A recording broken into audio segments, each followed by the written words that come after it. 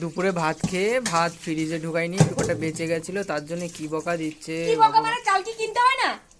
না চাল কিনা লাগে না? চাল তো এমনি এমনি ভগবানে দিয়ে যায়, বৃষ্টির মতন পড়ে। অবশ্যই কিনতে হয়, তা আমার মনে না থাকলে কি করবো আমি?